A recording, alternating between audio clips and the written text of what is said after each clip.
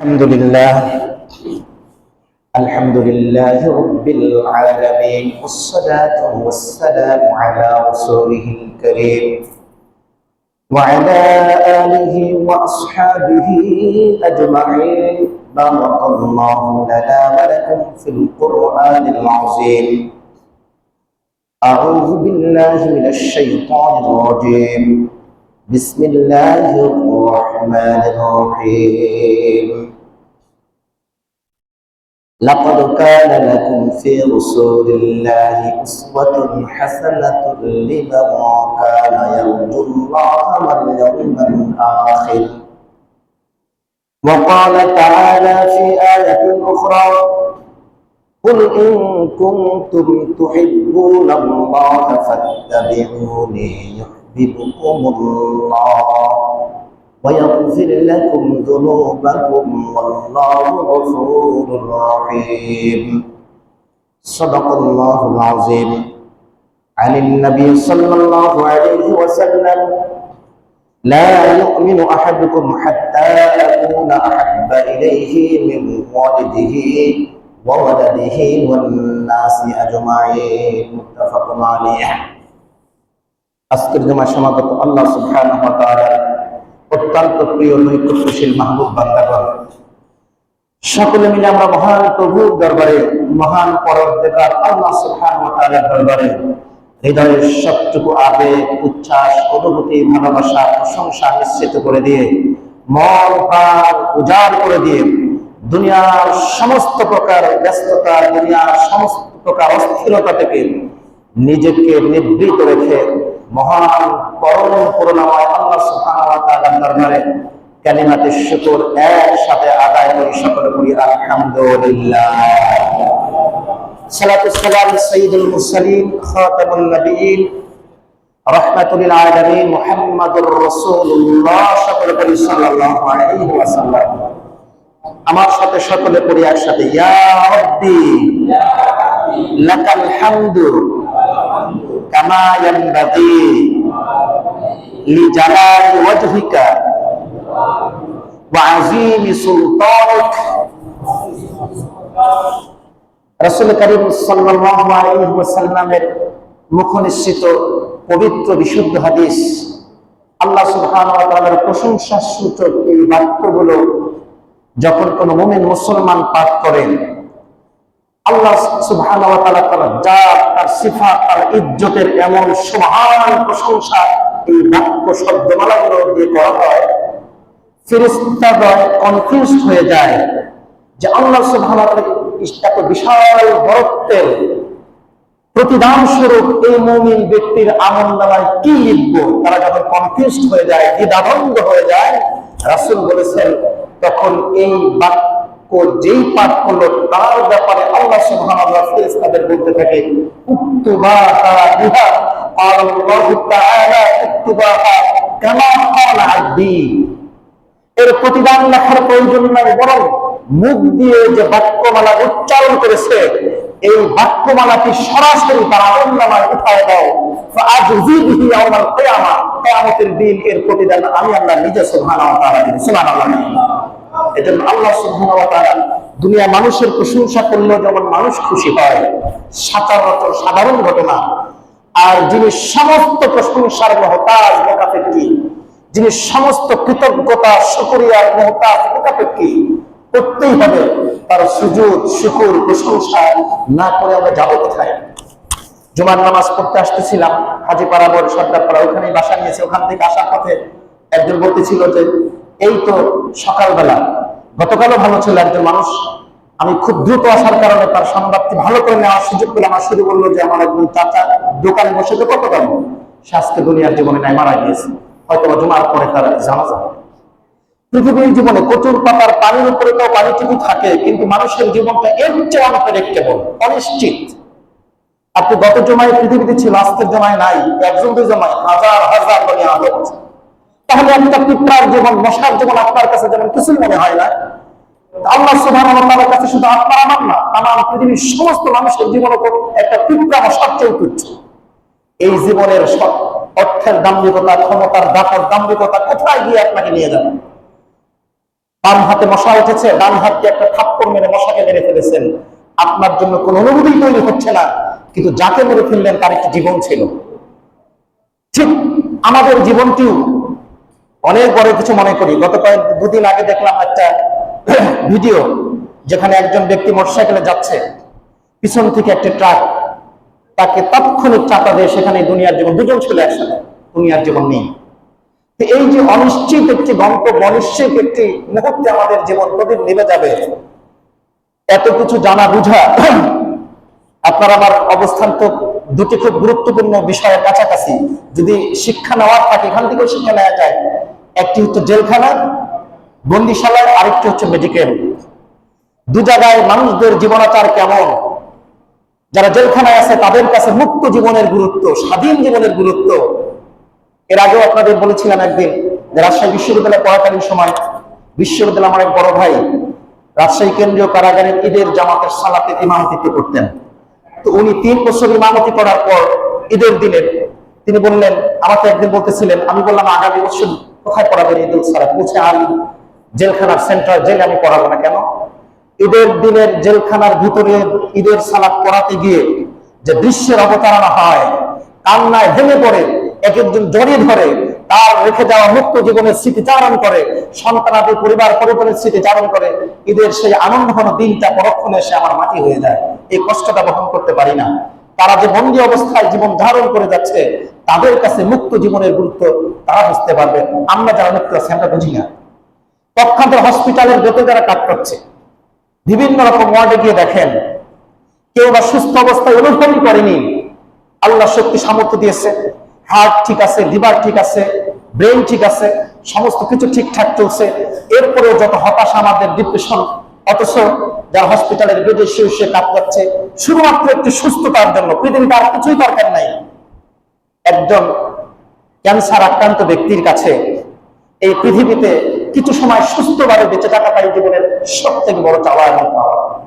অথচ আপনাকে আমাকে সুস্থ শরীরে, সুস্থ মনে মসজিদে আসার বসার সবচেয়ে বড় সৌভাগ্য হচ্ছে আল্লাহ সুবহানাহু ওয়া তাআলাকে সুজুদ করার, সিজদা দেওয়ার সুযোগ তৈরি করে দিয়েছেন। এর চেয়ে বড় পাওয়ার সৌভাগ্য আমার আপনার জীবনে হতে পারে না। একটা সিজদায় আপনার ভাগ্যের পথ পরিবর্তন করে দিতে পারে, জীবনের পথ পরিবর্তন করে দিতে পারে। আল্লাহ সুবহানাহু ওয়া তাআলাকে একটিবার খুশি করতে পারার মাধ্যমে আপনার বিগত জীবনের সব অপরাধকে প্রমাণিত হয়েছে যে কেউ যদি আমাকে সন্তুষ্ট করে, অপরাধ স্বীকার করে এবং অনুতাপে দগ্ধ হয় আর নাদামা হয়, অনুশোচনায় অশ্রু ঝরায়, আমি আল্লাহ সুবহানাহু ওয়া তাআলার দয়া, মায়া, করুণার সাগর এমন মুহূর্তের ভিতরে তার বিগত জীবনের গুনাহগুলোকে আমি নেকির দ্বারা মুবাদদাল করে দেই। সুবহানাল্লাহ। রাসূল কারীম সাল্লাল্লাহু আলাইহি ওয়াসাল্লাম ইরশাদ করেছেন, হযরত সালমান ফারসি রাদিয়াল্লাহু আনহু বলেছেন, ইন্নাল্লাহ সুবহানাহু তাআলা মিআতা খালাক, আল্লাহ সুবহানাহু ওয়া তাআলা তার দয়া, মায়া, করুণাকে 100 ভাগে ভাগ করেছেন। ওয়া মিনহা তাহারাবুল খালকু বাইনাহুম, 100টি দয়া মায়া করুণার একটি দয়া মায়া করুণা হযরত আদম আলাইহিস সালাম থেকে শুরু করে কিয়ামত পর্যন্ত সমস্ত সৃষ্টি এর মধ্যে ভাগ করে দিয়েছেন। এই দয়া মায়া করুণা মা সন্তানের জন্য পেয়েছে, সন্তান মায়ের জন্য পেয়েছে, তামাম দুনিয়া পেয়েছে। ওয়া তিসউনা লিয়াউমিল কিয়ামাহ, আর 99টি দয়া মায়া করুণা অনুগ্রহ সঞ্চিত করে, গচ্ছিত করে দিয়েছেন তার গোলাম বান্দাদেরকে আখিরাতের, ইয়াউমুল আখিরাতে মুক্তির জন্য। সুবহানাল্লাহ। রাসূল কারীম সাল্লাল্লাহু আলাইহি ওয়াসাল্লামের এই হাদিসের পর একটা एग्जांपल ইতিপূর্বেও আপনাদের বর্ণনা করেছি, যাদের মনে আছে তাদের হয়তো মনে পড়ে যাবে। ওমর ইবনে খাত্তাব রাদিয়াল্লাহু আনহু বর্ণনা করে বলেন, একদিন যুদ্ধের ময়দানে কদিমান নবী সাল্লাল্লাহু আলাইহি ওয়াসাল্লাম আল ইমরাআত তাসআ, রাসূলের কাছে কিছু যুদ্ধবন্দী নিয়ে আসা হলো। যুদ্ধবন্দীর মধ্যে কিছু নারী বন্দীও ছিল। উপস্থাপন করার পর অনেকগুলো নারী বন্দী যে জায়গায় রাখা হয়েছে, সেখান থেকে একজন নারী বন্দী শুধু দৌড়াদৌড়ি, ছোটাছুটি করতে তাকে যখন তার কারণ জিজ্ঞাসা হলো, ছোটাছুটির কারণ জিজ্ঞাসা করা হলো, সে তখন বলতে লাগলো, আমাকে বন্দী করে নিয়ে এসেছো, আমার অনুশোচ আক্ষেপ নাই, আমার কোনো দুঃখ নাই, কিন্তু আমি প্রতিপক্ষের সাথে যুদ্ধের ময়দানে এসেছিলাম তোমাদের বিরুদ্ধে, আমার দুগ্ধপোষ্য সন্তানকে রেখে এসেছিলাম, ছোট্ট মাসুম বাচ্চা, আমি তার জন্য অস্থিরতায়, ব্যাকুলতায় আমি অস্থির হয়ে যাচ্ছি। আমার কাছে আমার সেই কলিজার টুকরো সন্তানটি জলদি করে এনে দাও, আমাকে বন্দী রাখো, অসুবিধা নেই, সন্তানকে নিয়ে আসো। রহমতের নবী, দয়ার নবী, মেহেরবান নবী সাহাবা একরামকে নির্দেশ দিলেন। সহিহ বুখারীর হাদিস। সাহাবা একরাম সেই মহিলার পরিজাত সন্তানটি তার কাছে নিয়ে আসলো। সন্তানকে পাওয়ার সাথে সাথে জাওদা বাতনিহি, পেটের চামড়ার সঙ্গে সন্তানকে আগলে ধরে চুমু খাচ্ছেন, মাথায় নিচ্ছেন, কপালে নিচ্ছেন, বুকে নিচ্ছেন। মা এবং সন্তানের এমন নৈসর্গিক পবিত্রতম ভালোবাসার বন্ধন রাসূল সাহাবা একরামকে নিয়ে দূর থেকে অপলক দৃষ্টি দেখা গেছে। এই দৃশ্য দেখার পর রাসূল কারীম সাল্লাল্লাহু আলাইহি ওয়াসাল্লাম উচ্ছ্বসিত হয়ে সাহাবা একরামকে বলছেন, তোমরা কি দেখতে পাচ্ছ? আতারাউনা হাযিহিল মারআতা ওয়ালাদাহা ফিন নার। হে আমার সাহাবীরা, আমাকে সাক্ষ্য দাও, আমাকে বর্ণনা করো, এই মা কি পরিজাত টুকরা সন্তানকে যেভাবে আদর করছে, তার হৃদয়ে সন্তানের জন্য যে ভালোবাসা, এই সন্তান কি আগুনে নিক্ষেপ করতে পারে? সাহাবা একরাম বলল, ইয়া রাসূলুল্লাহ, কোশ্চেন কালে নয়, কখনো হতেই পারে না। রাসূল তখন একটি এক্সাম্পল দিয়ে বললেন, হে আমার সাহাবীরা, শুনে রাখো, আল্লাহু আরহামু বিইবাদিহি, আল্লাহু আরহামু বিইবাদিহি, আল্লাহু আরহামু বিইবাদিহি মিন হাযিহি ওয়ালাদা। শুনে রাখো আমার সাহাবীরা, এই মা তার সন্তানের জন্য যেমন স্নেহপরায়ণ, আমার আল্লাহ সুবহানাহু ওয়া তাআলা তার বান্দাদের জন্য 1 লক্ষ কোটি গুণ বেশি স্নেহশীল, মমতাময়ী, অনুগ্রহশীল। বলি না সুবহানাল্লাহ। এই মা যেমন তার কলিজার টুকরা সন্তানকে জাহান্নামে দিতে পারে না, আমার আল্লাহ চান না যে তার অনুগ্রহশীল, মেহেরবান, স্নেহশীল কোন বান্দাকে, গোলাম বান্দাকে জাহান্নামে নিক্ষেপ করুন। কিন্তু এই বান্দাগুলো তার জীবনে আল্লাহর নাফরমানি করে, শিরক করে, বিদআত করে, রাসূলের আনুগত্যের খেলাপ করে, আল্লাহকে বৃদ্ধাঙ্গুলি দেখিয়ে নিজের জীবন শেষ করে দিয়ে পরপারে চলে যায় খালি হাতে, কিছু নিয়ে যেতে পারে না আল্লাহকে সন্তুষ্ট করার মতো। তখন আল্লাহর পানিশমেন্ট আর শাস্তি তাদের উপরে চাপায় দেওয়া ছাড়া উপায় থাকে না।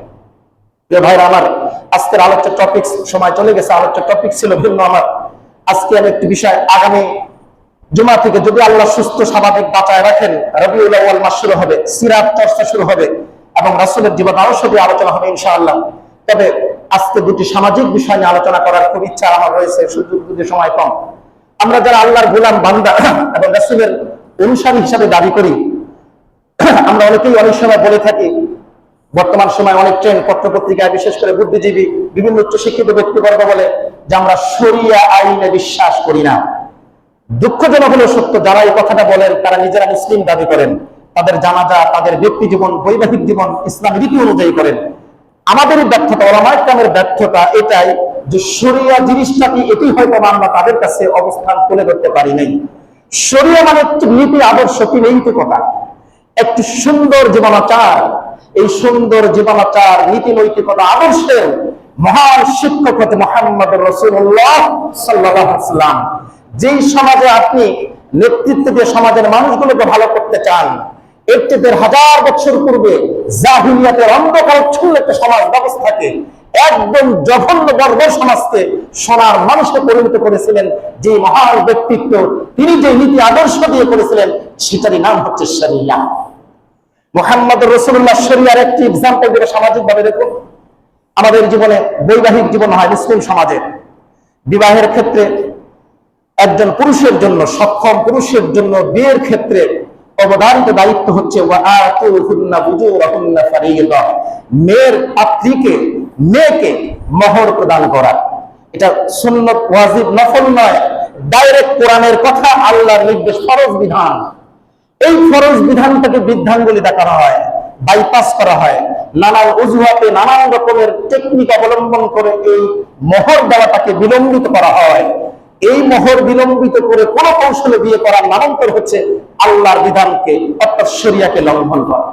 পক্ষান্তরে বিয়ের সময় আমাদের সমাজে, মুসলিম সমাজে একদম মহামারীর মতো, ভাইরাসের মতো ছড়িয়ে রয়েছে পাত্রীপক্ষের কাছ থেকে এনিয়ে বিনিয়ে কায়দা কৌশল করে যৌতুক প্রদান আদায় করা। বিশ্বাস করে, আমি নিয়ে প্রচুর পড়াশোনা করেছি, আমাদের সাবকন্টিনেন্ট ছাড়া পৃথিবীর কোনো দেশে হয়তো বা এই ধরনের প্রথা নেই। একজন কন্যা বিয়ের সময় বিবাহ উপযুক্ত হয়ে গেলে বাবা মার মাথায় চিন্তা, হয়তোবা দরিদ্র বা নিম্ন স্তরের সমাজে যৌতুকটিকে নাম নিয়ে নেওয়া হয়, সরষে বলা হয়। কিন্তু যারা একটু ভদ্রপল্লীতে বসবাস করে বা নিজেদের একটু আত্মদের বা একটু আপার লেভেলের মনে করা হয়, তারা সেই যৌতুকের একটি কৌতুক নাম ব্যবহার করে, বলে উপঢৌকন বা শ্বশুর বাড়ি থেকে কিছু উপহার। ভাই আমার, এই যৌতুকের নামে উপঢৌকন এবং ঘুষের নামে খুশি করা, এটি হচ্ছে শয়তানের মস্ত বড় একটি অস্ত্র।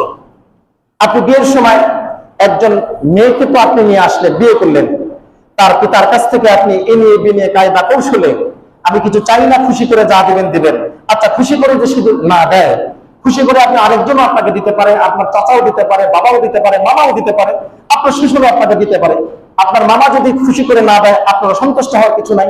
আপনার বাবা যদি খুশি করে না দেয়, অসন্তুষ্ট হওয়ার কোনো সুযোগ নাই। আপনার শ্বশুর যদি খুশি করে না দেয়, অসন্তুষ্ট হওয়ার কোনো সুযোগ নেই। ইসলাম, যারা ইসলাম সম্পর্কে জানে না তারা নারী সম্পর্কে নানান কথা বলে। ইসলাম নারীকে যে সময়, সুযোগ এবং অধিকার দিয়েছে, এটা অকল্পনীয় ঘটনা। ইসলাম বিধি অনুযায়ী একজন মেয়ের বাবার জন্য 500 লোকের আয়োজন করার কোনো বাধ্যতামূলক কোনো ধরনের বিধান নাই, শরিয়া নেই। কিন্তু সামর্থ্যবান পাত্রের পক্ষে ওলিমা করা, মানুষকে খাওয়ানো, মানুষকে দাওয়াত করা, এটি হচ্ছে অন্যতম একটি সুন্নাহ। এই সুন্নাহটা চাপিয়ে দেওয়া হয় মেয়ের পরিবারের উপরে। বরযাত্রী হওয়ার 500 লোক যাবে, এক্ষেত্রে কোন রকম হেরফের হলে মানিজ্য যাবে, মেয়ের বাবার মাথা নিচু করে অন্তর থাকতে, কুসংস্কার, জঘন্য কুসংস্কার। বিশ্বাস করেন, ইনিয়ে বিনিয়ে কায়দা কৌশলে যৌতুক যারা খাবেন, শুকুরের মাংস খাওয়া যেমন হারাম, ঠিক তেমনি ভাবে মেয়ের বাবাকে লজ্জিত করে, ছোট করে, জুলুম করে কোন রকম কিছু আদায় করা, শুকুরের বস্তু খাওয়ার চেয়ে জঘন্য হারাম। কোরআনুল কারীম স্পষ্ট আয়াত, ওয়ালা তাকুলু আমওয়ালাকুম বাইনাকুম বিল বাতিল, তোমার অর্জিত সম্পদ ছাড়া অন্য কারো সম্পদকে জোর করে আদায় করতে যেও না। এই কাজটি আপনার মনের অবস্থা আল্লাহ জানে। আমি যেমন চোখে আপনাদের দেখছি, আল্লাহ আমাদের অন্তর জানে, আমাদের চিন্তা কল্পনাও জানে। আপনি বিয়ের সময় বললেন যে কিছুই লাগবে না, কিছুই দিব না, বিয়ের পরে কোনোভাবেই যদি ঠিকঠাক মতো কিছু আশা না হয়, আপনার মনের ভিতরে শয়তানের প্ররোচনা শুরু হয়ে যায়। ছেলে এবং ছেলের পরিবারের চাইতে আশেপাশের মানুষগুলোর প্ররোচনা বেশি তৈরি হয়। যেরকম একটা যোগ্য ছেলে, বিশেষ ক্যাডার বা আরো বড় কিছু, অমুক জায়গায় বিয়ে করলে এত কিছু পেত, কি বলো সেখানে? আপনি খুঁজে নিয়ে আসুন একজন মাকে, একজন দিনদার মাকে, যারা পরবর্তী প্রজন্মকে দিনের উপর রাখবে, ইসলামের উপর রাখবে। আপনি সম্পদের দিকে বা অন্যান্য দিকে যদি খুঁজে আপনি আসল জিনিসটা হারায় যান, আপনার চেয়ে বোকা পৃথিবীর কেউ নয়। দুর্ভাগ্যজনক হলো সত্য, এই মহামারী ভাইরাস থেকে শুধু সাধারণ মানুষ নয়, অনেক আলেম ওলামা হুজুররা মুক্ত নয়। ওই যে example is the better than teacher. আমি আমার বিয়ের সময়, উদাহরণ দিতে গিয়ে বলতেই বাধ্য হচ্ছি, আমি আমার বিয়ের সময় প্ল্যান করেছি না, কোনো কিছু না, জাস্ট শ্বশুরের কাছ থেকে একটা ঘড়ি ছাড়া কিছু আসেনি এবং নেও নি, আলহামদুলিল্লাহ এখন পর্যন্ত না, খুশি আছি। বিয়ের কিছুদিন যেতে না যেতেই বহুজন আমাকে, এমনকি আমার সার্কেলে আলেম ওলামা পর্যন্ত আমাকে পরিচিত করার চেষ্টা করে, একটা গাড়ি তো দিতে পারতো, শ্বশুর তো ঠকাচ্ছে। আমি বলছি নাউজুবিল্লাহ, এটা কুশ্চিনকালে একজন দিনের দায়ী হিসাবে আমি এটা মেনে নিতে পারি না। তার কলিজার টুকা তিল তিল করে বড় করা কলিজার টুকা সন্তানকে বাড়ি থেকে সারা জীবনের জন্য দিয়ে দিয়েছি। আমি রাজশাহী বিশ্ববিদ্যালয়ে পড়াশোনা করেছি, আমার বাবা আমাকে পড়াশোনা করার জন্য হাজার হাজার লক্ষ লক্ষ টাকা ইনভেস্ট করেছে। আমি বিয়ে করেছি, আমার ওয়াইফ কুষ্টিয়া ইসলামী বিশ্ববিদ্যালয় থেকে ইসলামিক ল অনার্স মাস্টার্স করেছে, তার বাবাও ঠিক সেইভাবে টাকা পয়সা দিয়ে তাকে পড়াশোনা করেছে, এমনকি কলিজার টুকা সন্তানকে দিয়ে দিয়েছে। এটাই তো বড় পাওয়া। এখানে অন্য বিকল্প কোনো চিন্তা যদি আমরা করি, হ্যাঁ আপনি বলতে পারেন হযরত রাসূল করিম সাল্লাল্লাহু আলাইহি ওয়াসাল্লাম তার কলিজার টুকরা মেয়ে ফাতেমা, এই एग्जांपलটা অনেকে দেয় এবং এই উদাহরণটা অনেকে দিয়ে এটাকে হালাল করার চেষ্টা করেন যে রাসূল তার মেয়ে হযরত ফাতেমাকে দিয়েছেন, কি দিয়েছেন? একটি বিছানার চাদর দিয়েছেন, একটি তোশক দিয়েছেন, একটা মাস্ক দিয়েছেন। কেন দিয়েছেন? রাসূল অন্য কোনো মেয়েকে কেন দিলেন না? সাহাবা একরাম বিয়ে করার সময় কর্মটা কেন হলেন না? আরো অন্য বিয়ে শাদী হয়েছে, এগুলো তো কেন নাই? রাসূল কেন দিয়েছেন? রাসূলের চাচাতো ভাই হযরত আলী রাদিয়াল্লাহু আনহুর সঙ্গে রাসূল যখন কলিজার টুকরা ফাতিমার বিয়ে দেয়, আলী রাদিয়াল্লাহু আনহুর পিতা নীল মারা গিয়েছেন, তার কোনো কর্মসংস্থান নেই, একেবারে নিঃস্ব অবস্থা। তো একদিকে শ্বশুর, অপরদিকে পিতার দায়িত্ব, উভয় দায়িত্ব পালন করতে গিয়ে তার সেটেল করে দেওয়ার দায়িত্ব রাসূলের কাছে নিজে মনে করেছেন, এই কাজটি করেছেন। এইটাকে আপনি ইনিয়ে বিনিয়ে কায়দা কৌশলে এই কাজ করবেন, এটা হতে পারে না। একটাকে বলেছিলাম, যারা বলেন যে শরিয়া আইনে বিশ্বাস করি না, শরিয়া হলো এটা। বাংলাদেশের ঘরে ঘরে ঘরে ঘরে যারা মেয়েদেরকে নিয়ে যৌতুকের যন্ত্রণা রয়েছে, তৃণমূল পর্যায়ে, প্রান্তিক পর্যায়ে, সেখানে এই বিষয়টি তুলে ধরাই হচ্ছে শরিয়া। এটাই হচ্ছে রাসূলের পথ, পদ্ধতি, আদর্শ। এই কাজগুলো ওলামায়ে কেরাম দায়ী, ইসলামপন্থী যারা তারা করতে চায়, এই কাজটি বাস্তবায়ন করুন। যৌতুক বিরোধী আইন আছে, আইনের প্রয়োগ নাই। আইনের প্রয়োগ কেন নাই? আইনটা সামাজিক ভাবে বাস্তবায়ন করে না মানুষ, এটাকে বাইপাস করে। এই জন্য সামাজিক ভাবে বাস্তবায়ন করার জন্য মসজিদ থেকে, মাদ্রাসা থেকে, ওলামায়ে কেরাম থেকে সচেতনতা তৈরি করতে হবে, ভিতরে তৈরি করতে হবে যে অন্যের সম্পদ নেওয়ার ক্ষেত্রে জুলুম করা যাবে না। আল্লাহ আমাদেরকে সবাইকে হেফাজত করুক, সকলে বলে আমিন, সকলে আরো জোরে বলে আমিন। প্রিয় ভাইরা আমার, সেই সাথে রাসূল কারীম সাল্লাল্লাহু আলাইহি ওয়াসাল্লামের রেখে দেওয়া সুন্নাহর আদর্শের শরীয়তের অন্যতম বিধান হচ্ছে আপনি যে কাজের জন্য দায়িত্বপ্রাপ্ত হয়েছেন সেই কাজ থেকে অতিরিক্ত অর্থ আপনাকে উপার্জন করা যাবে, যেটাকে আমরা ঘুষ বলি। আর অফিস আদালতে যান, আপনি কাজটা করে দেওয়ার পর খুশি করার বাইপাস একটা পদ্ধতি। একটা এক্সাম্পল হাদিস দিব, রাসূল কারীম সাল্লাল্লাহু আলাইহি ওয়াসাল্লামের সময় নেই যদিও, বুখারীর হাদিস।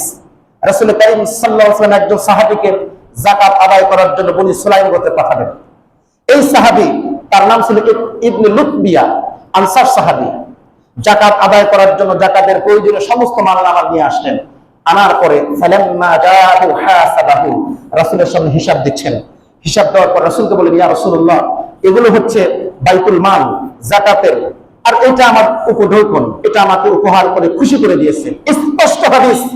রাসূল কারীম সাল্লাল্লাহু আলাইহি ওয়াসাল্লাম অগ্নিশর্মা হয়ে গেলেন, চেহারা রাগত হয়ে গেল। রাসূল দাঁড়ায় গেলেন, ফাহামিদাল্লাহ, আল্লাহর প্রশংসা করে ফাখাতাবা, একটি দীর্ঘ বক্তৃতা দিলেন, দীর্ঘ বক্তব্য দিলেন সাহাবায়ে কেরামকে নিয়ে। বক্তৃতা দিয়ে বললেন, তুমি যদি তোমার মায়ের ঘরে বসে থাকতে এই উপঢৌকন কি তোমার কাছে যেত? কখনোই যেত না। রাসূল বললেন, আমি যাকে যে কাজের জন্য নিযুক্ত করি এর অতিরিক্ত যদি কেউ গ্রহণ করে, কিয়ামতের দিন আমার কোনো বাধ্যবাধকতা, জবাবদিহি নেই। তারা উঠবে কিভাবে? উট সমপরিমাণ সম্পদ যদি কেউ নেয়, উট হয়ে উঠবে। উট সেদিন ভাবাতে থাকবে, চিৎকার করতে থাকবে। গাভী, বকরি, যে যে পরিমাণ সম্পদ যেভাবে নিয়ে উঠেছে অবৈধভাবে, এইভাবে উঠবে আর চিৎকার করতে থাকবে। রাসূলের পরে বললেন, আলা হাল বাল্লাগতা, আলা হাল বাল্লাগতা, আমি কি তোমাদের কাছে পৌঁছে দিতে পেরেছি? পৌঁছে দিতে পেরেছি। সাহাবারা স্বীকৃতি দিলেন।